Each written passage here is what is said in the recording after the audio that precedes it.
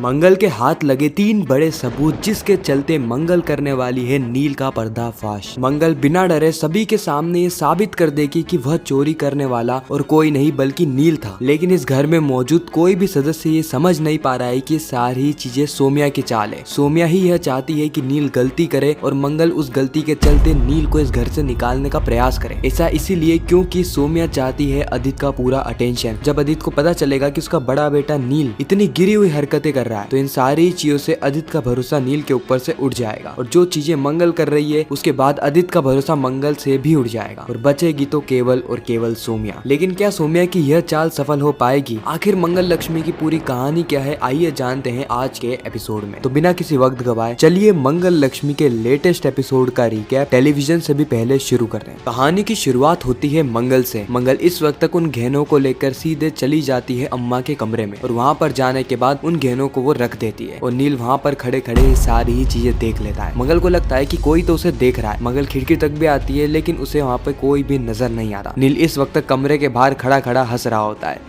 नील की मुस्कुराहट इस बात का सबूत है कि नील यहाँ पे बड़ा कारनामा करने वाला है। नील यहाँ पर बड़ी चोरी करने वाला है। खैर अगले ही सीन में हम देखते हैं कि कुसुम इस वक्त घर में आ गई होती है। कुसुम के आते ही मंगल सबसे पहले कुसुम के लिए पानी लाती है। साथ ही कुसुम को उन गहनों के बारे में बताती है कि वह गहने उसने संभाल के सुरक्षित तरीके से कमरे के अंदर रख दिए। कुसुम को ये बात बिल्कुल भी अच्छी नहीं लगती। कुसुम मंगल से कहती है कि मंगल, इतने सारे गहने और इतने कीमती गहने हम घर में नहीं रख सकते। हमें बैंक जाना होगा और बैंक के अंदर इनको जमा करना होगा। लेकिन टाइम देखने के बाद कुसुम को पता चलता है कि बैंक तो बंद हो चुकी है। अब केवल और केवल वह कल के दिन ही बैंक जा सकती है। अब रात हो गई होती है और सभी लोग चैन की नींद सो रहे थे क्योंकि अगले दिन इनका चैन वैन सब उड़ने वाला है। क्योंकि रात के अंधेरे में आ जाता है नील। नील यहाँ पे पूरी तरीके से चोरी की मंशा से आया होता है। हुडी पहनकर वो सीधे जाता है कुसुम के पास क्योंकि उसने साफ तौर पे देखा था कि मंगल ने इसी बेड के नीचे गहनों को छुपाया था। नील ने बहुत ही चालाकी से, बहुत ही शातिर तरीके से गहने अपने पास ले लिए होते हैं। लेकिन अचानक से ही उसे चलने की आवाज आती है। चलने की आवाज सुनकर वो चुपचाप वहाँ पर कोने में जाकर बैठ जाता है जिसके चलते किसी की भी नजर उस पर ना पड़े। और यहाँ पर वह चलने की आवाज होती है ईशाना की। ईशाना रात के अंधेरे में पानी पीने आई होती है लेकिन उसे ऐसा लग रहा था कि शायद इस कमरे में कोई है, इसीलिए सिर्फ चेक करने के भांति ईशाना कमरे में आती है। लेकिन उसे कमरे में कोई भी नहीं दिखता। उसकी नील पे नजर नहीं पड़ी थी, इसलिए ईशाना वहाँ से चली जाती है और नील वह गहने को लेकर चले जाता है सोने। नील का आधा काम तो पूरा हो चुका है। बस कल के दिन नील को जाना है, इन गहनों को बेचना है क्योंकि अगर उसने इन गहनों को ठिकाने नहीं लगाया और वो इन गहनों के साथ रंगे हाथों पकड़ा गया तो उसकी खैर नहीं। अगले दिन सूरज निकलता है और नए दिन की शुरुआत होती है। लेकिन यह मॉर्निंग सक्सेना परिवार के लिए गुड मॉर्निंग तो बिल्कुल भी नहीं थी क्योंकि उठते ही पूरा परिवार कुसुम के कमरे में इकट्ठा हो चुका था क्योंकि इस वक्त तक कुसुम को ये बात पता चल चुकी है कि गहने कमरे में है ही नहीं, यानी गहनों की चोरी हो चुकी है। इस बात पे किसी को भी यकीन नहीं हो रहा होता है। जब अदित को ये बात पता चलती है तो अदित कुसुम से कहता है कि अम्मा, जब आपको पता है कि इतने महंगे गहने और इतने सारे गहने हम घर में सुरक्षित तरीके से नहीं रख सकते तो आपने घर में रखे ही क्यों? कुसुम कहती है कि बेटा मैं अगले दिन यानी आज के दिन जाने ही वाली थी बैंक, लेकिन रातों रात ही गहने चोरी हो गए। मंगल कहती है कि गहने चोरी कैसे हो सकते हैं? मुझे तो बिल्कुल भी यकीन नहीं हो रहा है क्योंकि ना तो कोई घर में आया ना ही कोई घर से गया, तो आखिर वो गहने चले कहाँ गए? इस वक्त तक किसी को भी समझ में नहीं आ रहा होता है। उसी वक्त वहाँ पर आ जाता है नील। नील कहता है कि क्या है सुबह सुबह शोर शराबा हो रहा है? एक तो आप लोगों ने मुझे बाहर सुला रखा है और उसके बावजूद सुबह सुबह जब मुझे अच्छे से नींद आती है उसी वक्त चिल्ला चोट शुरू हो जाती है। आप लोग में से कोई नहीं चाहता ना कि मैं अच्छे से सो पाऊं। इस वक्त अदित कहता है कि देखो बेटा नील, यहाँ पर बहुत बड़ी समस्या हो चुकी है। यहाँ पर लाखों रुपए के गहने रातों रात गायब हो गए, इसीलिए सिर्फ तुम्हें नहीं बल्कि पूरे घर वालों को दिक्कत हो रही है। नील कहता है कि चोरी हो गए? अरे बाप रे, इतने महंगे गहने चोरी हो गए, लेकिन आखिर चोर यहाँ पर आया कैसे? ईशाना कहती है कि रात